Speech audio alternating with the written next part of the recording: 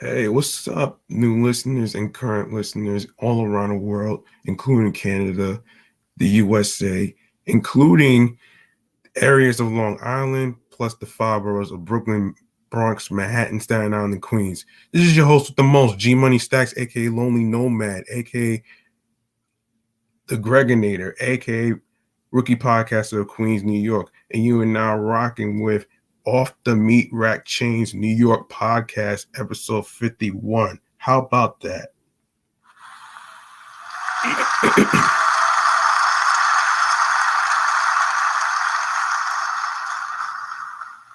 Now, I do apologize for not recording yesterday. I didn't want to record on an empty stomach, so that's why I had to push it to the next day. So I do apologize for not recording yesterday. Um, first and foremost, if you are new to the channel of YouTube and a new listener that missed any previous episodes of this show, don't worry, I got you.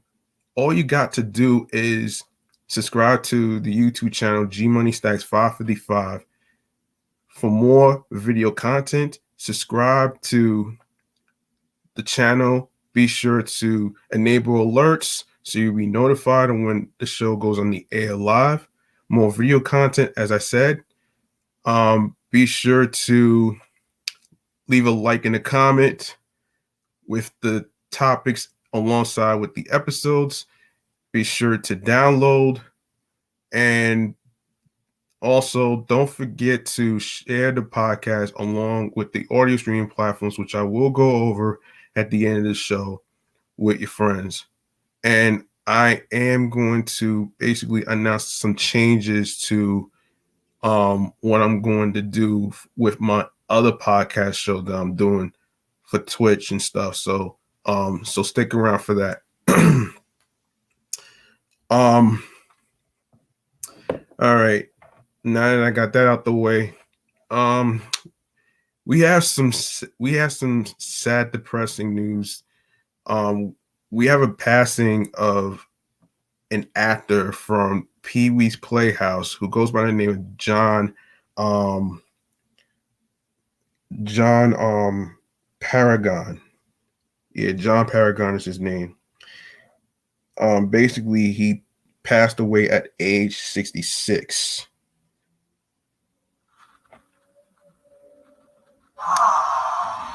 Yeah, I know, right? Here's what happened. Um, According to the New York Post, let's um let us all say a prayer for Jambi Maker, blah blah blah. John Paragon, the veteran actor who played the blue-faced genie, um, Jambi on Pee Wee's Playhouse, has died. He was 66. Paragon passed away in April, although the cause of death has not been revealed, according to the coroner's office in Riverside County, California. TMZ confirmed. From 1986 to 1991, Paragon appeared on the Emmy-nominated Pee Wee's Playhouse as Jambi the Genie, whose painted blue face and ornamented red turban sat disembodied in a bedazzled box, which was prompted to open anytime Pee Wee's Herman, um, which is the actor Paul Rubens, wanted to make a wish, and with each wish, Jambi would chant the iconic magic words, Mika Lika Hi Mika Heiny Ho. Not sure what that means, don't ask. um okay, born in Anchorage, Alaska in 1954, Paragon got his big break as a member of the groundbreaking um Groundlings improv group. And in recent years, he worked with Walt Disney Imagineering on ways to incorporate improvisational performance into attractions at Disney parks, according to his official bio. Paragon also voiced the recurring Pee Wee's character, um, um, P. Terry, the pterodactyl. And when he wasn't acting on Playhouse, he was known to have written several episodes along Rubens, including the Pee Wee's Playhouse Christmas special in 1988, which won the series an Emmy nomination for Best Writing in a Children's Special. In the same year, he co-wrote Elvira's Mistress of the Dark with Elvira herself, aka fellow Groundlings veteran Cassandra Peterson. Paragon also appeared in a number of feature films through the 1980s, including The Frog Prince, 1986, Will I Yankovic's UHF, 1989, and the cult cannibalism classic Eating Raoul, 1982, and was later seen making cameos on Seinfeld. Paragon past colleagues, friends, and friends have taken to social media to remember the inimitable comedian. I am so sad. This is terrible news, wrote former Saturday Night Live star Julia Sweeney. I didn't know him well, but I admired him greatly, and he was deeply loved by so many whom I know well. So many laughs, sad for the groundlings, sad for comedy, very sad day. Um, Rest in paradise, John Paragon. Despite Pee Wee's Playhouse signing off 3 decades ago, the legend of Jambi lives on with kids today. Said one proud parent, in quote, after spending nearly a year teaching my Pee Wee's Playhouse obsessed child inside of a Jambi's box, I'm very weepy after learning of John Paragon's passing.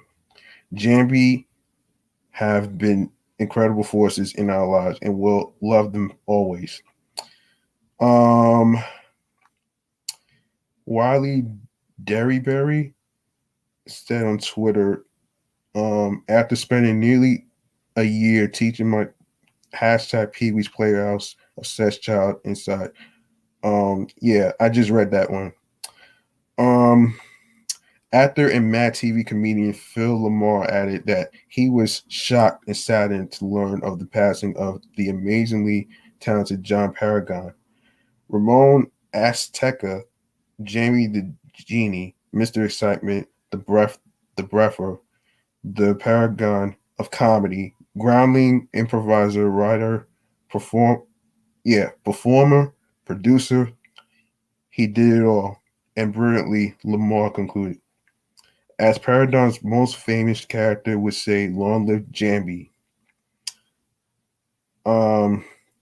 So SIP to John Paragon.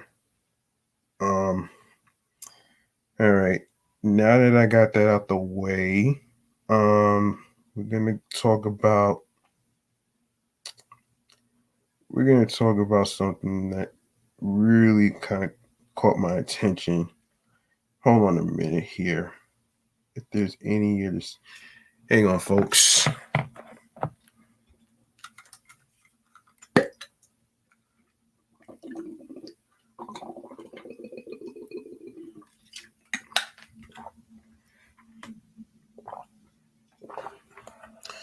All right. This is what we're gonna next topic has to do let me see. No, I'll save that for last. So next topic has to do with an idiot from Jersey Shore who goes by the name of Jenn Harley. Basically was arrested, and according to Cineblend, former Jersey Shore cast member Jenn Harley was arrested recently on charges of domestic battery and assault with a deadly weapon. But at the time of the arrest, the circumstances of the incident weren't exactly clear.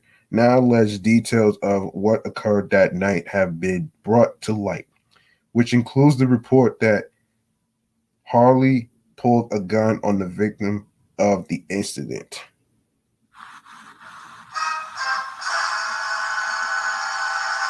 A police report detailing the incident states that Jenn Harley and her boyfriend Joseph Ambroso arrived at the Crazy Horse Crazy Horse 3 in Las Vegas and allegedly began to argue about where to park and Harley's drinking.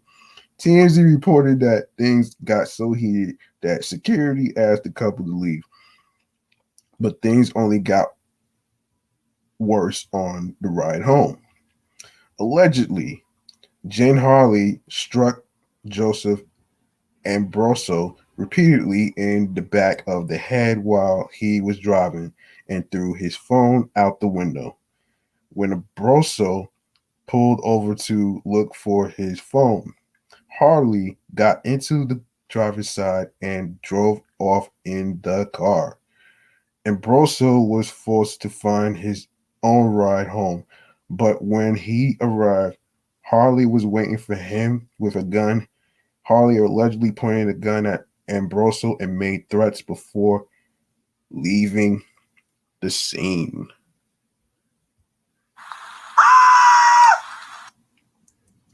Okay. So this is gonna sound crazy, but in quote, this person said, "I'll shoot you, racial slur, I'll kill you right fucking now."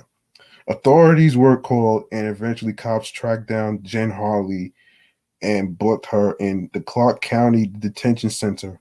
Obviously, the details of the police report are based on testimony given by whoever was interviewed about the incident. And more details are likely to come to light about the situation. Whether or not they become public remains to be seen. It should be noted that Jenn Harley's daughter, Ariana Sky Magro, was not at home when the incident occurred. Excuse me. She was in California, and Ronnie Ortiz Magro, who took his daughter to Disneyland the day after the event. Ortiz Magro recently proposed to his girlfriend, Sapphire Magro, together for a year. Harley has a son with another father named Mace. Not to be confused with the rapper, folks. What else? But it's not clear where he was when the incident occurred. Harley is currently out of jail and has a court date for the incident set for Thursday, August 19th. Don't mind the cars outside, folks. As long as you can hear me, that's what matters. Given that this is not Jenn Harley's first high-profile run with the law, it's possible that the charges against her could be pretty severe provided they aren't dropped. Harley was arrested for domestic violence when she was with Ronnie Ortiz Magro, and Ortiz Magro was also arrested for past disputes between the two. It's unlikely Jenn Harley or her house troubles will be referenced, on future episodes of Jersey Shore Family Vacation, but we won't know for sure until we see some episodes from around this time. And I don't really watch Jersey Shore like that, so I'm not gonna really be sure I'm gonna be able to watch it. Not really into it like that. So we have another topic that I want to get into that I didn't get a chance to talk about. And this has to do with a CBS studio worker. So according to the article at TMZ, a man working at CBS famous TV and film studio was injured when part of a 600-pound wall collapsed on him, TMZ has learned. Damn. Our sources say the workplace accident went down June 7th at the CBS Radford lot in Studio City around 8 in the morning. The LA Fire Department and paramedics were called to the scene. We're told that emergency staff treated a man who was injured when a portion of an enormous wall on a soundstage fell on him. Yes, this is terrible news right here, man.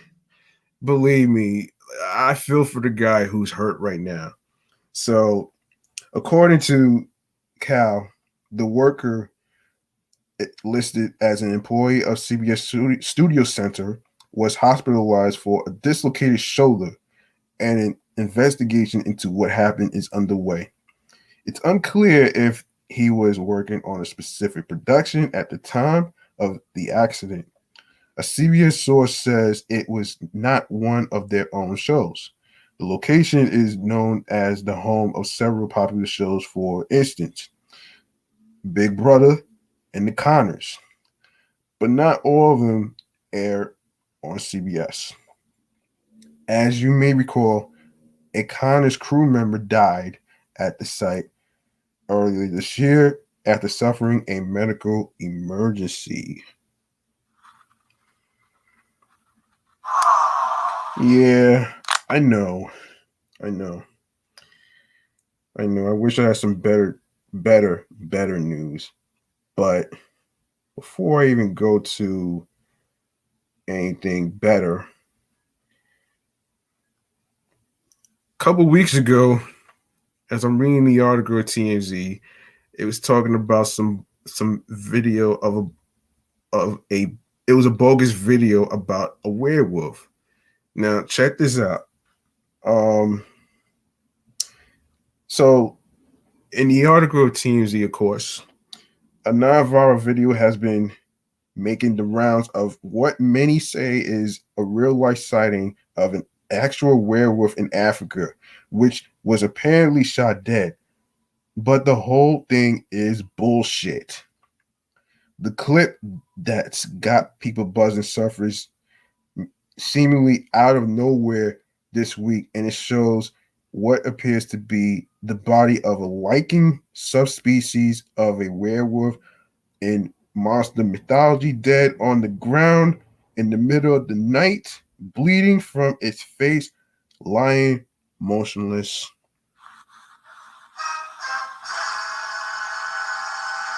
There's a man narrating, speaking in what seems to be Hausa, which folks took to mean this alleged killing took place somewhere in Nigeria, and it's freaking everyone out. Yeah, I'll be scared too. Different users saw this and spread it like wildfire, warning locals in the area to be on the lookout, sounding the alarm without really questioning the source or its veracity. Luckily, somebody came to the table with the truth, and that would be this is a big fat hoax. The clip that everyone is seeing is dubbed over as the original actually part of what it seems to be a short film from Portugal called Lobby Summon Mortal a Tauros, which translates to werewolf shot to death. Very original, we know. It was thrown up on April 1st by a user named Cloudwolf, who got the entire YouTube page dedicated to the legendary creature. As for how the hell this thing looks so real, you can chalk it up to great SFX work, courtesy of freelance sculpture artist Joseph Lob Kabaski, who's got photos on his Instagram with his creation on the table, Frankenstein style. Obviously, it's a top-notch job, especially since everyone thought it was the real McCoy. A testament to quality indeed. And hold that thought, folks. know you're hearing the ice cream truck, so I can't really control that. So hold that thought.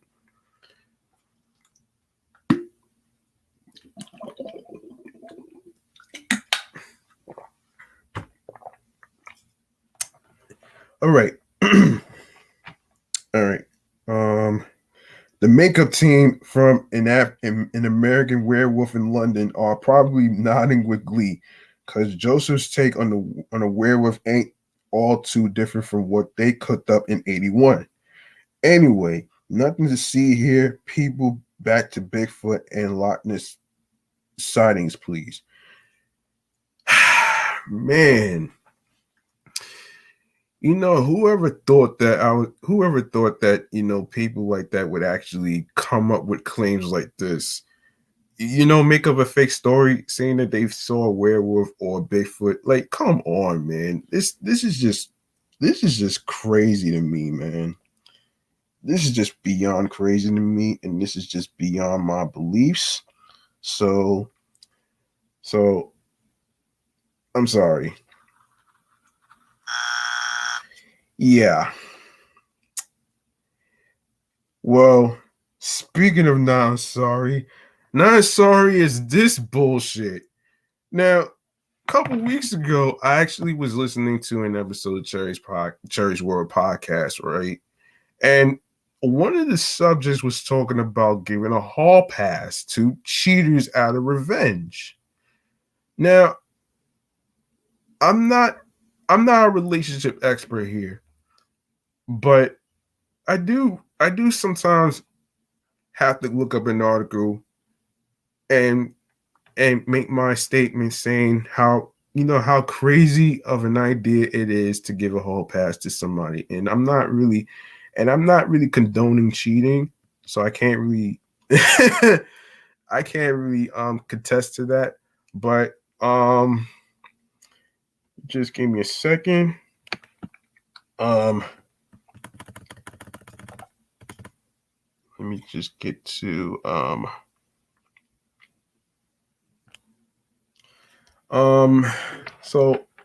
so there's an article that I have right here that I want to actually get into. This is okay. Can a sexual hall pass be good for a long-term relationship? This is crazy, and I just find it very, very shocking to me. So I'm gonna read this to you guys, man. So this is from AARP.org. So Dr. Pepper Schwartz. Oh man. Oh my goodness. So Dr. Pepper Schwartz states, I was flipping channels the other night when I came across the nearly unwatchable Hall Pass, a simple-minded movie with an even simpler premise. When the partners in a long-term marriage get sexually antsy, they start seriously fantasizing about strangers. And they become obsessed with the question, will I ever have sex with anyone but my wife, husband before I die? Come on. Two suburban dads, Rick and Fred, played by Owen Wilson and Jason Sudeikis, get the chance to find out when their wives, Maggie and Grace, Jenna Fisher, and Christina Applegate, grant them a once in a marriage hall pass, a week-long free ticket to sexual adventure. Okay, I seen the movie Hall Pass though, man. It was a little strange to me that any idiot would actually do this. Oh man. I don't know, man. This is a tricky situation for me, and this is a tricky situation on what I'm going to talk about here. So anyway, let me keep going. All right. Their rationale seems to be that a lighthearted fling might forestall an actual affair.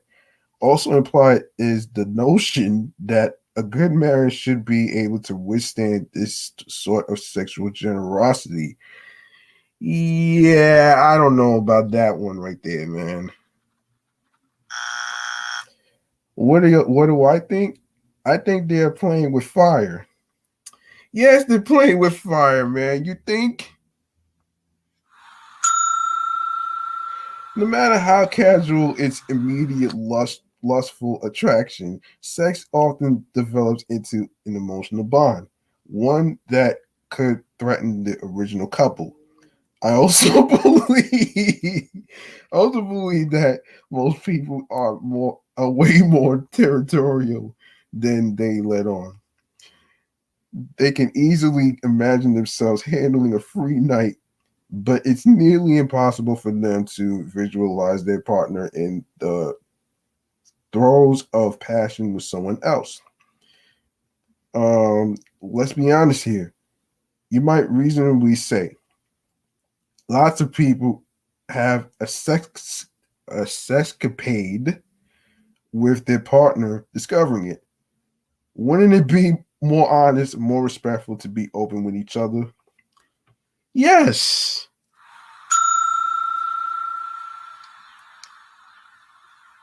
No. Toby Keith summed it up nicely when he wrote, I wish I didn't know now what I didn't know then. His line gets at the truism that secrets may be good, maybe a good thing. Not really. Um, um, Even if both parties agree to the experiment ahead of time, learning what happened in the sex lab can haunt one or both spouses so much that it destroys the relationship. Isn't that what nearly scuttled Woody Harrelson and Demi Moore marriages in Indecent Proposal? Your own hall pass, of course, is unlikely a feature $1 million proposition from Robert Redford. So consider the potential emotional fallout from getting or granting a hall pass of your own, regardless of what the two of you consent to in advance. You could easily find yourself unable to handle the emotional records of your own hearts. Oh man. Oh man. Sorry for laughing, folks. I can't help it. That said, I feel I feel the honor bound to report that I've seen a hall pass or two invoked without catastrophe. One couple in a very long marriage confided to me that they had always followed a 5% privacy rule, a ask don't tell policy that freed each of them to devote one night in 20 to whatever they wish to do. Okay, this sounds like a combination of guy code and fucking girl code, which I really find it really, really strange and kind of lame. Um, let's see. Let's see where I left off here. Wait. Yes. This time off could include having sex outside the relationship, but it remains unknowable to and inviolable by the other party. Their arrangement worked beautifully for more than 40 years. Then came the rocky night when it emerged that the husband had always viewed the pact as purely theoretical, whereas his wife had been putting it into regular practice. Hold on.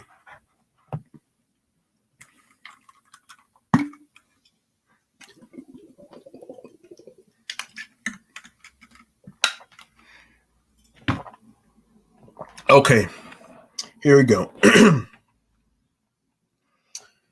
Okay. Um, yes, though shocked to learn that his wife had been redeeming her hall pass. He was forced to simmer down when she reminded him that he had agreed to this state of affairs 4 decades earlier. The 5% clause was kept in place. the relationship stayed strong and happy. Still, I can't help wondering what if that man hadn't reacted so graciously when he learned that philosophy had morphed into reality. There, theirs was and is a swell marriage, but what if that hall pass had become a hell no? If my position sounds conservative, it's because I'm dedicated to conserving happy couples.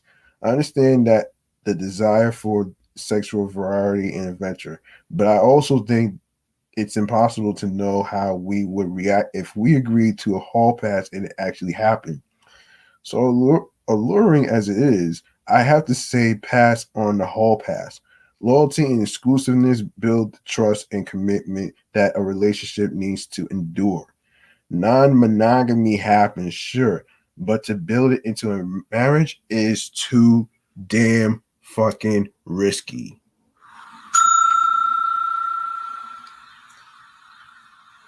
Michael Castleman.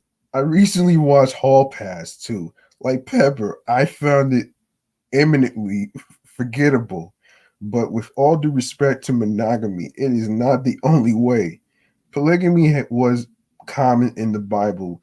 In ancient Britain, that well known sex commentator Julius Caesar reported that its counterpart, polyandry, one woman, several men, was a common practice, and the Lucy of Papua New Guiana, New Guiana believed that healthy fetal development requires pregnant women to have intercourse with many men. What? Whoa! Am I reading this right? Am I reading this right? Hold on. Am I reading this right? And the Lucy of Papua New Guiana believed that healthy fetal development requires pregnant women to have intercourse with many men. Okay, this is okay. I don't know about all this though, man, but I can't really agree with that. I can't really agree with that though. Finally, some cultures have standing free for alls. In 1985, anthropologist Thomas Gregor counted 88 active sexual relationships among the 37 adults of a single village in the Amazon. Non-monogamy occurs in urban tribes too. Most U.S. cities harbor sex clubs or swing clubs. The former are open to anyone. The latter are open to couples and single women. And don't get me started on Craigslist personal where couples advertise their threesomes.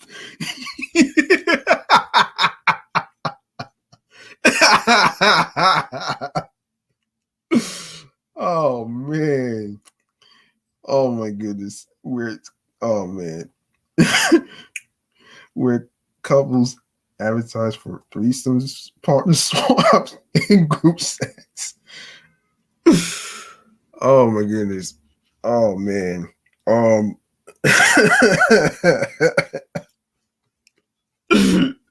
man. Okay, so strict monogamists claim that non-monogamy can't work. And while a hall pass is risky, as Pepper points out, it's also true that committing to a relationship is a big risk, given that one half of all marriages fail, which is true. This explains why some couples consider it more of a risk to insist on monogamy and create the conditions for secret affairs than to grant a hall pass every now and then. I happen to know 4 long-term couples who have been happily non-monogamous for decades, and I like to think it's not just because I live in California. One couple is mostly monogamous, but the woman spends a long weekend each month with her secondary man, who lives an hour's drive away. A second couple is usually monogamous, but every year the man arranges for or two, another man or two, to join them to celebrate the woman's birthday in bed. With a third couple, the two spouses are monogamous at home, but grant each other hall passes when they travel solo for business.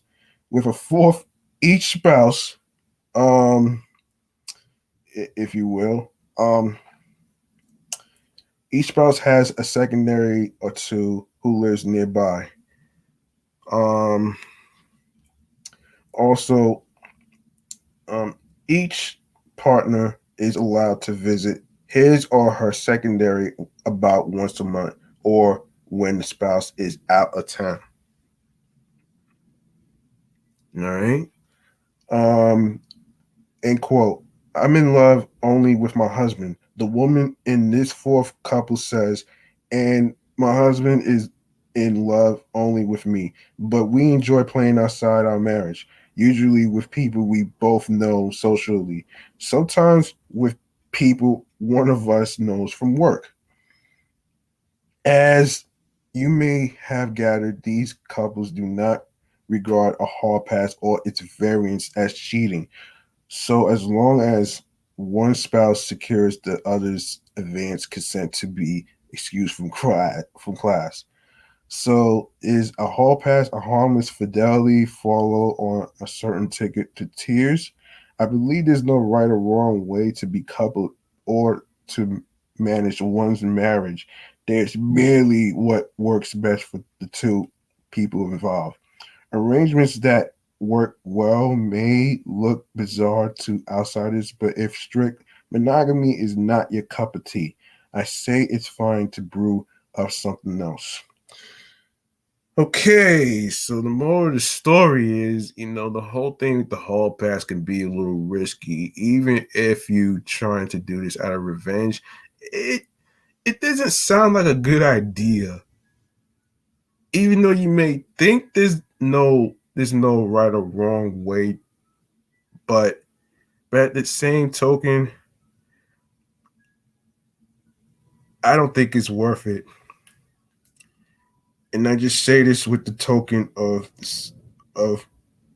my soul, the token of my soul, and I say this from the token of my soul. I don't think this whole pass thing is worth it.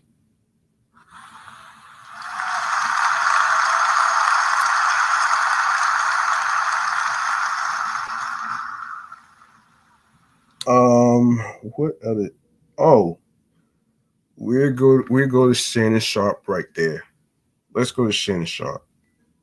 Um, Hold on a minute. And in case new listeners just came in, you're probably wondering what the topic is basically talking about. This is basically a segment called. No, I'm sorry. This is a segment of chatting all the jazz right here. So in case you didn't know, and you are a new listener and new YouTuber watcher, this is chatting on the jazz right here. All right. Um. Now, Shannon Sharpe gives his take on on LeBron James.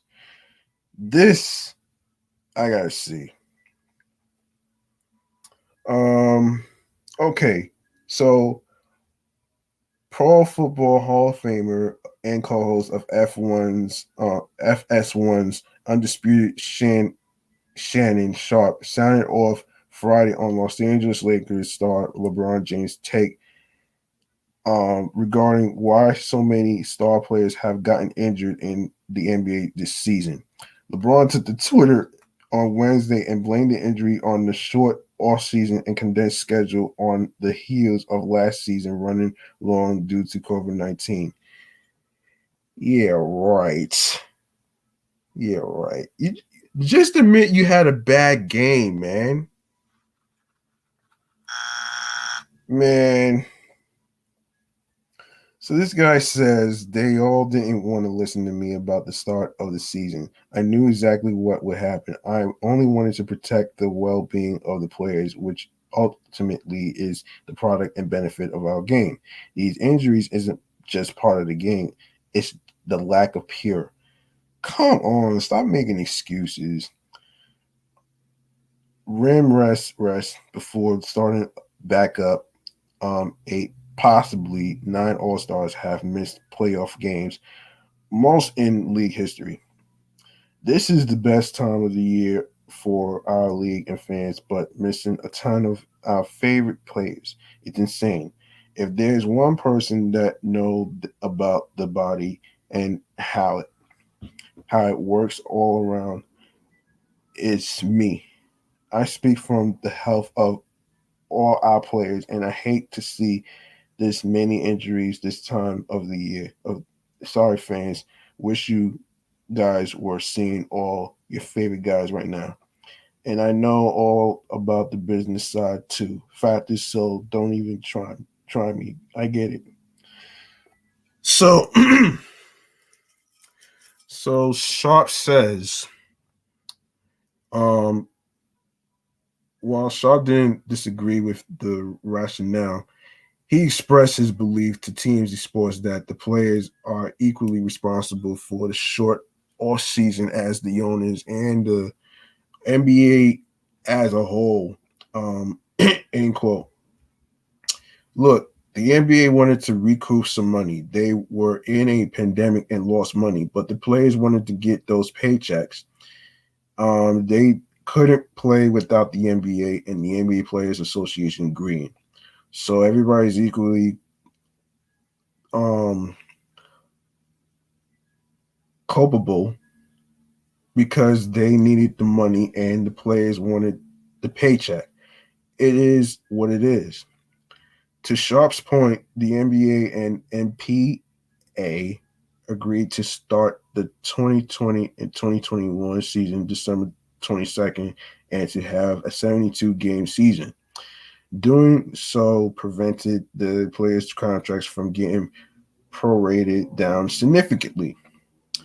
As a result of the agreement, the Lakers and Miami Heat, sorry for the cars, folks, had the shortest offseason in major North American professional sports history as they began play 72 days after the end of the 2020 NBA Finals. The short season seemed to take a toll not only on those teams, but every team in the NBA this season. Now let's see.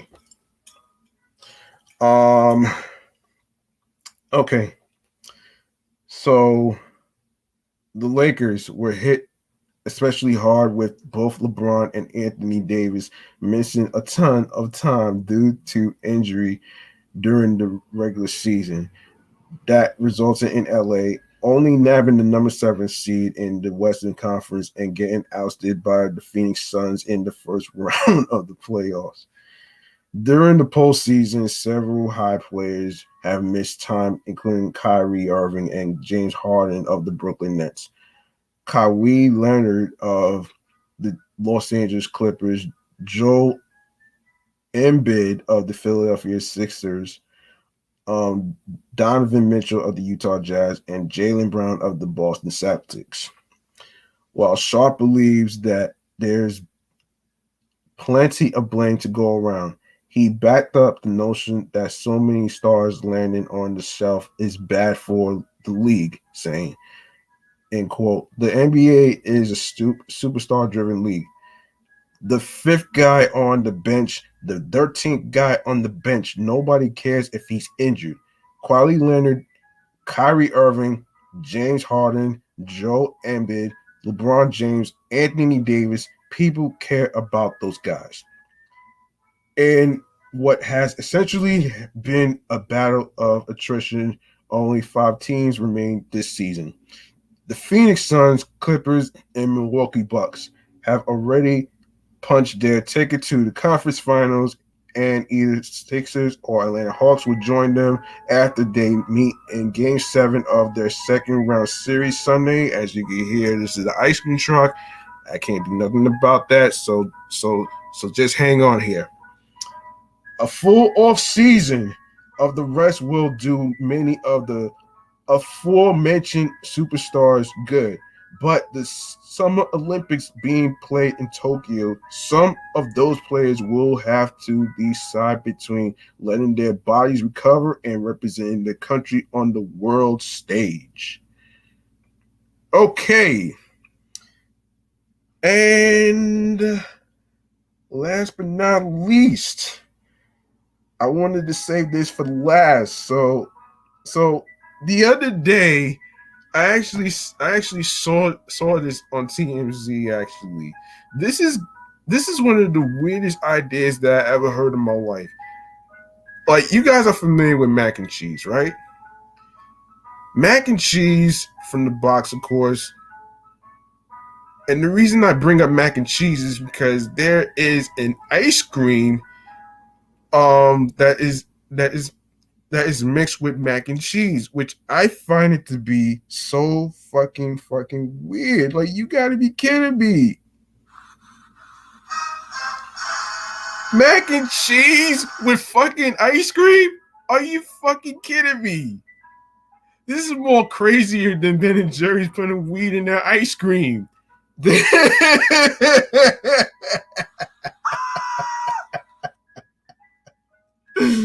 Oh man, I got this story for you. This is why I wanted to save this for last, though, man. Here we go. According to the New York Post, Van Leeuwen and Kraft debuted mac and cheese flavored ice cream. Oh my gosh! Oh man. This is nuts, man. It's like I got one question. For this.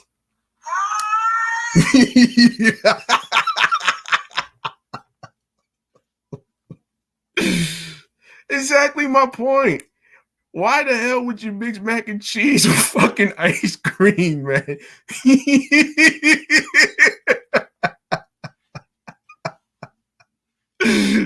Oh man. Oh my gosh. Yo, I need this laugh, man. But anyway, New York Post article says like this: it's comfort food in a cone. Yeah, right. Unless you want to go to the fucking potty to damn take a shit. It goes like this.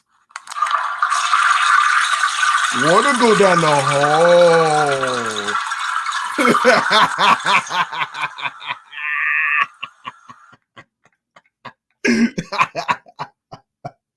That's going to make you take a shit in the bathroom.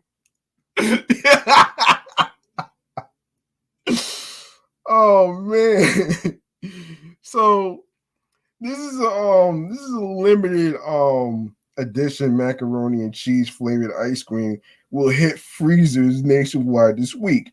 Brooklyn-based ice cream maker Van Leeuwen and Kraft Heinz announced on Tuesday. Excuse me.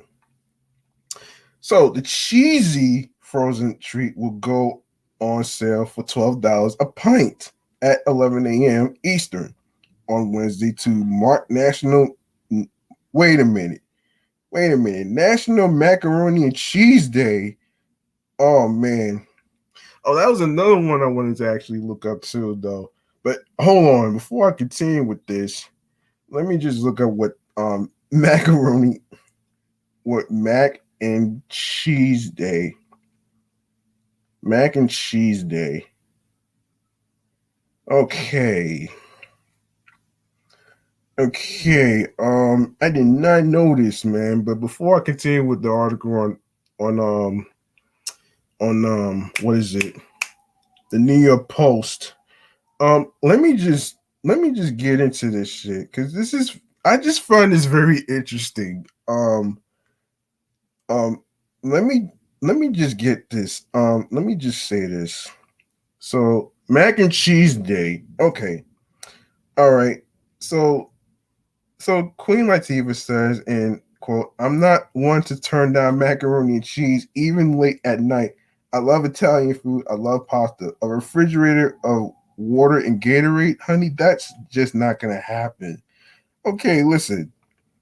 There's a few things in life that bring us back to childhood, like the taste of macaroni and cheese. It's a rich, full, flavorful combination of pasta and rich cheeses never fails to satisfy our palate.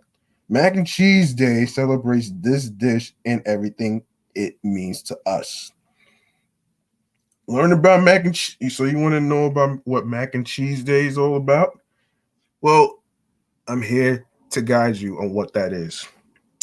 Mac and Cheese Day is one of the ultimate comfort foods. Okay, typically made with the golden goodness of cheese combined with milk or cheese and macaroni noodles. There is no denying that mac and cheese never fails to satisfy. This meal reminds a lot of people of one of the first dishes they celebrated at home. For others, it is the side dish that they never they no excuse me, they always order at the restaurant. There are then those that save it for a special treat. No matter what category you fall into, there is no denying that a dish like this deserves its very own day. There are many different variations of mac and cheese that have been made in recent times.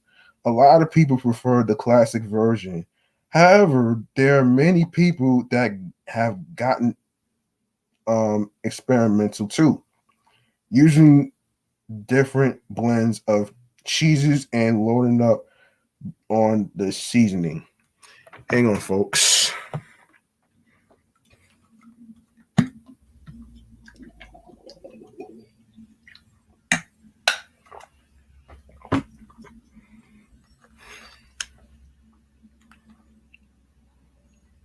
All right, hold on a minute here. This was not supposed to. Yeah. Okay. Here we go. Here we go. All right, I'm back. I'm back. All right. All right. Okay, let me see where I left off though. Okay. However, there are many people that have gotten experimental to using different blends of cheeses and loading up on the seasoning.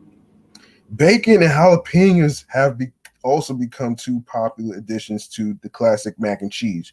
Did you know that there is even a burger that is created with a mac and cheese bun? Really though? Hmm, that's interesting. Um, okay. If you take a look online, you will see that there are plenty of recipes for burgers that are made with a bun of mac and cheese that is covered in flaming hot Cheetos. Whoa, whoa, whoa, whoa, whoa, whoa, whoa, whoa, whoa, whoa, whoa, whoa, whoa. Am I reading this right? Am I reading this right? Okay, if you take a look online, you will see that there are plenty of recipes for burgers that are made with a bun of mac and cheese that is covered in I repeat, flaming hot Cheetos. Ever since the restaurant in America created this version of the burger, people have gone crazy for it. So, as you can see, there are so many different ways that you can enjoy this classic dish.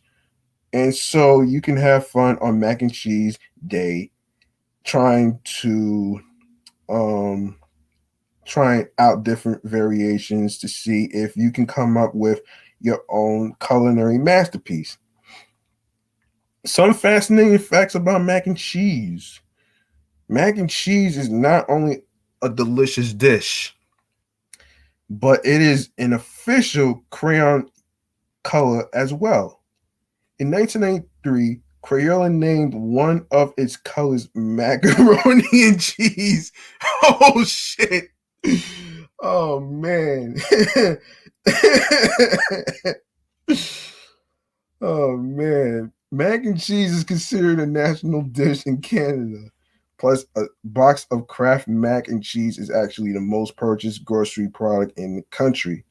Did you know that American President Thomas Jefferson was a huge fan of mac and cheese? He, I didn't even know. I did not know that, man, until now.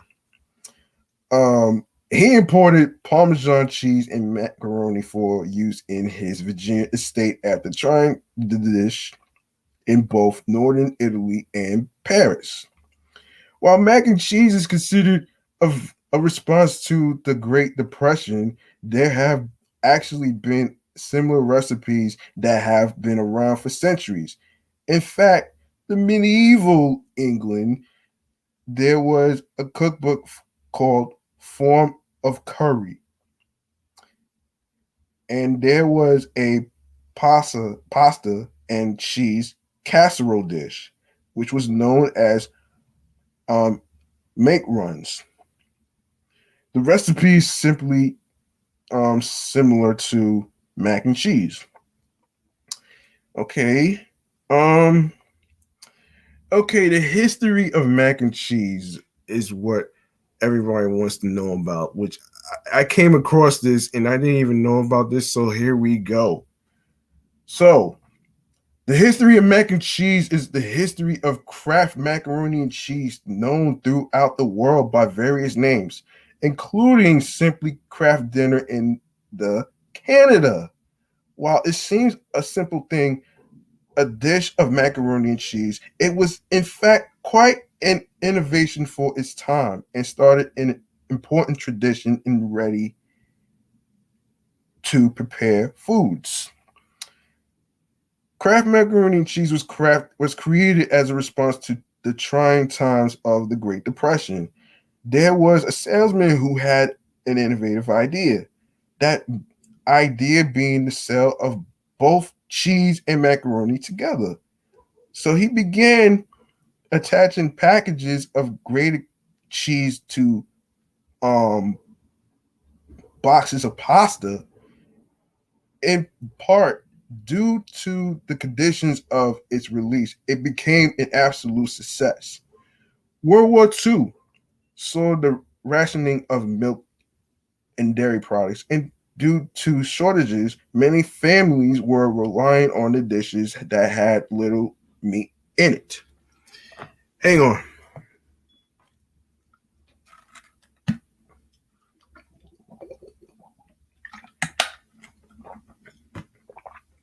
All right. All right. Yes.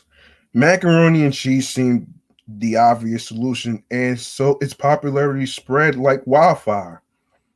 James Lewis Kraft patented an important method of processing cheese that gave Kraft macaroni and cheese its unique orange color and has served as a signature trait of the product ever since. How to celebrate mac and cheese, you ask? I'll give it to you. Plain and simple. Simple. Celebrating mac and cheese day is best done by buying one of those beautiful blue boxes and indulging in its flavor. But don't stop there. Mac and cheese is an incredibly versatile dish, and you can make an entirely new one by adding a container of tuna fish to the mix. I don't know about the tuna fish part, but I digress. Okay, prefer something a little more traditional? There's always hot dogs and peas, an old American favorite. We also like to add a can of processed chicken, a dollop of ranch dressing, and a sprinkling of bacon bits to make an incredible dish that will fill the hungriest belly. Come up with your own innovations and share them below. Of course, you don't have to cook yourself on mac and cheese day. You can use this day as the perfect excuse to hit one of your favorite restaurants and enjoy mac and cheese cooked for you. Why not gather some of your friends or family members together and treat yourself to a delicious meal out?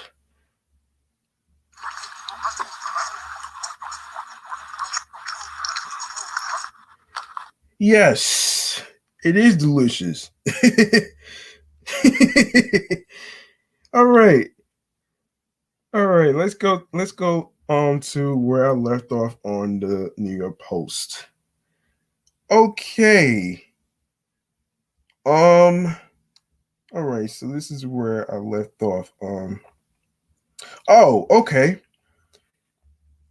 It will be available for purchase in Van Lehman's stores across the country as well as online while supplies last. Um, the the companies described the ice cream as a cool, creamy scoop of ice cream that brings the comforting, nostalgic feeling from a warm bowl of Kraft macaroni and cheese. In quote, we know that there is nothing more refreshing on a hot summer day than ice cream. I could agree with that. That is why we wanted to combine the two of the most iconic comfort foods to create an ice cream with the unforgettable flavor of Kraft macaroni and cheese we all grew up with, said Emily Violet, a senior associate brand manager for Kraft macaroni and cheese. Um, as big fans of Van Lehman's, we knew they'd be the perfect partner to create this ice cream with us. Not only does it taste delicious, but it's also made with high quality ingredients and contains no artificial flavors, preservatives, or dyes, just like our Kraft macaroni and cheese. Violet added.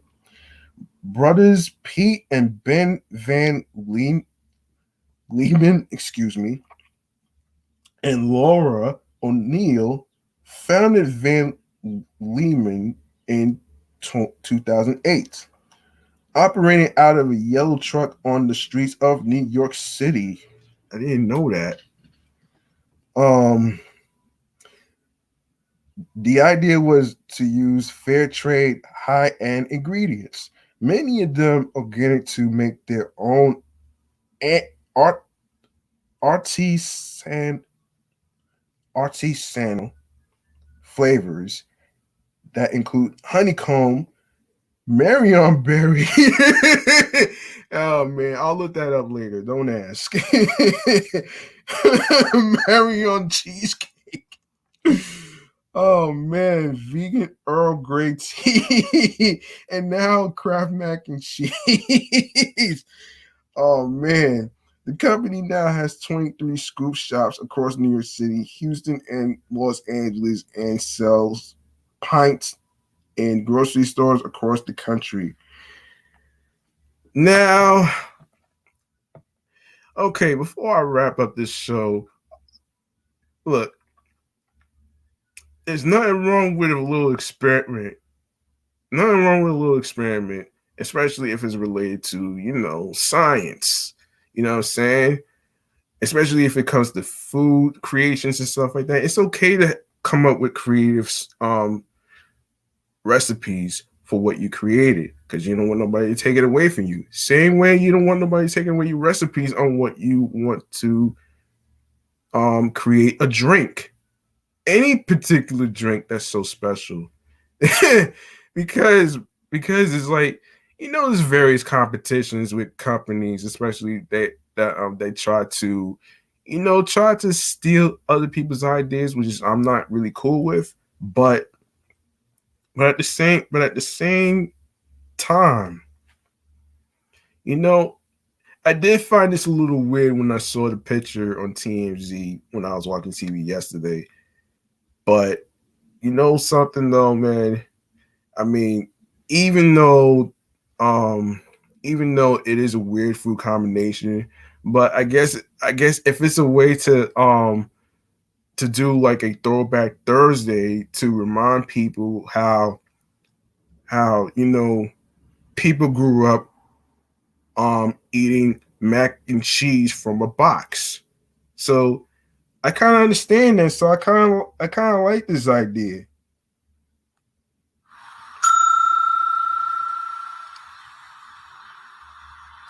And I could I could do this though, man.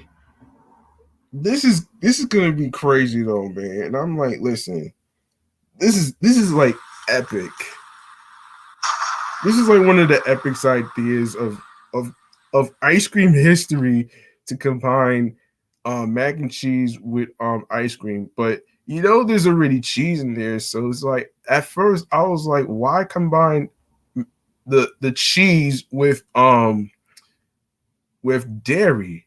But if you really think about it though, man, I mean, if you combine those two together, it'll be more interesting. And I see a lot of people probably trying out this thing anyway in the five boroughs of New York, depending on where your local store is. Um, I'm pretty sure. I'm pretty sure there's going to be a lot of people going crazy off of this. Now, I'm not for putting hot flame Cheetos in there, man, because that's not gonna. I don't know that's gonna really work like that though. So, but you know what? I wanted to actually end this with a bang, actually, because this was an interesting episode right here, man. So this to me has been episode 51, and if you like what you heard, be sure to show some love to my PayPal, which is paypal.me/gmoneystacks, Queens, New York, and also my Cash App, which is $ G Money Stacks 555. That's $GMONEYSTACKZ 555. All right. Now, before I even get to the stream platforms and the social medias and stuff like that, I want to take this time to actually say something. As you may know, I did start my other show, Meticulous Vibe Juice Podcast, for Twitch.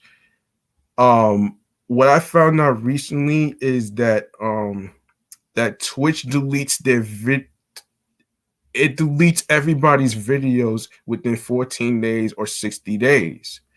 So what I did was I would export the videos to the other YouTube channel, which I actually made, which is the same name, Meticulous Vibe Juice Podcast. So I can actually prevent that from happening. So I will talk about where you can subscribe and stuff like that in a minute after I go over the social media and the streaming platforms. So first, social media. You can find and follow the show Off the Meatrack Chainz NY podcast on Facebook and Instagram with the same name, all in one word.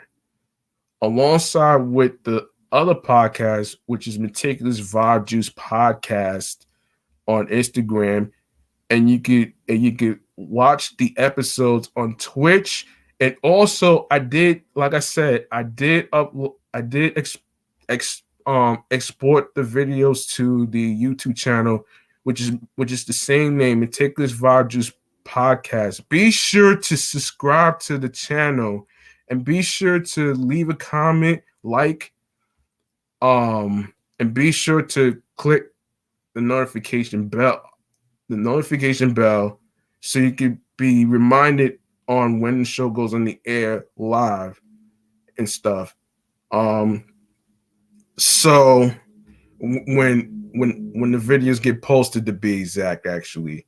Because there is a chance that I may end up doing YouTube videos for Meticulous Vibe Juice podcast in the future, because at some point there's going to be a time I might take a time out from Twitch, but don't worry about that. You could subscribe.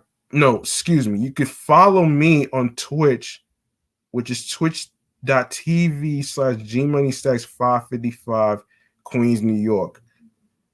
There you go.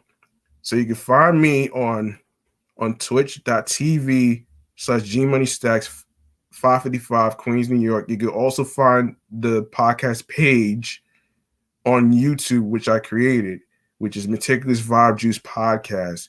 And let me know what you think about the topics, the reviews and stuff like that, and let me know what other TV shows, what other movies, what other music artists that I should review to determine whether they are a classic, fire, or a masterpiece. All right. And as for my my Instagram handle, which is GMoneyStacks555 in Queens, New York. And there you go. Right there. Now to stream platforms on the go. You can listen to the episodes of Off the Meatrack Chainz New York podcast on every streaming platform that I am going to announce. So here we go. You can find the show on Podorama, Anchor, Spotify, Audioburst, Deezer, TuneIn plus Alexa, Player FM, Podchaser. Be sure to leave a 5-star rating in the Podchaser link alongside with the Podfriend link, so that way it'll help the show grow even more. And leave a comment, leave a like, what you like or what you dislike and stuff. Go ahead and express yourself in the comments. You can also find it on Stitcher, Pocket Cast, Podcast Addict, Breaker, Listen Notes, Podbay, Podfriend, which I mentioned, Google Podcasts. And don't forget to listen to Off the Meatrack Chainz New York podcast on Amazon Music, iHeartRadio, and last but not least, the YouTube. I need y'all to do y'all part by subscribing to 2 YouTube channels.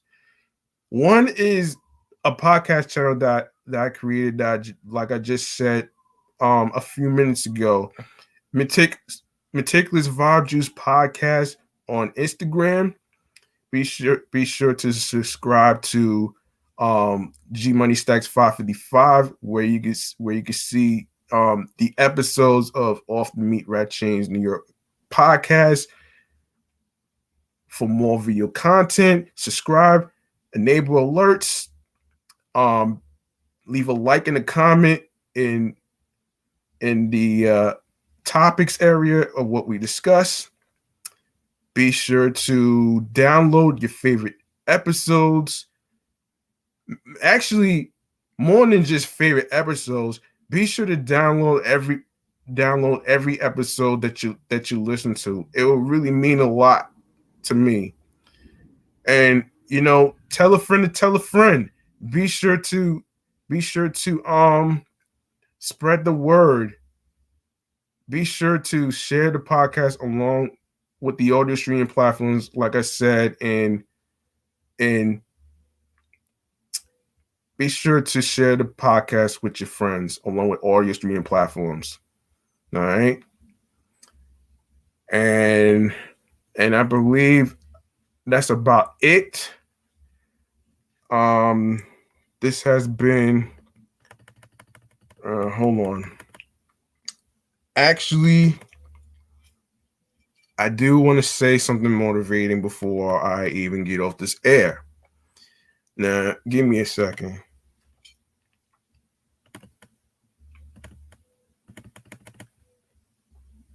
All right.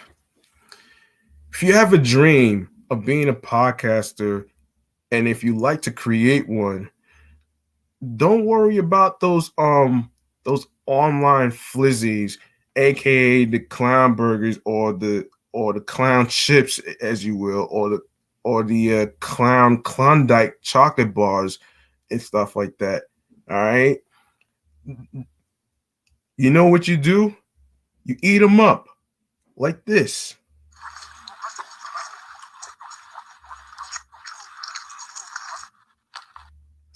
And also be sure to reach out to your loved ones. Be sure to reach out to your friends, the people you care about. You don't have to wait every year when it comes to mental health awareness month in May. All right. It doesn't matter what typical time frame you reach out to a person. It's all about following your instincts of reaching out. There's no right time. 365 days in a year. All right. And I'm probably gonna end up doing the same too. And I'm gonna do my best to reach out and stuff, even though people have busy schedules. So you know what? And and this is gonna be it for me. Thank you so much for listening, tuning in, and rocking with me as a solo host of Off the Meatrack Chainz New York podcast. We have, as you can see, we have reached not only 50, but 51 episodes. How about that, man?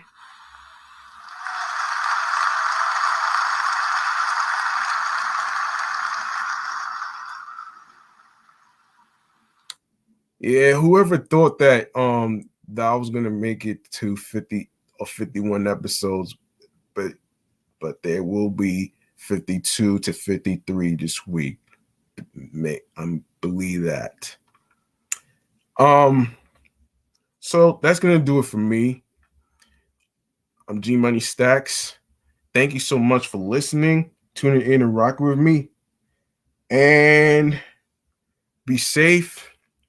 Be sure to be responsible to the people around you by being masked up and also taking care of yourself health wise. And I guarantee if you do all that, you're gonna be able to save some lives, man. Peace and one love.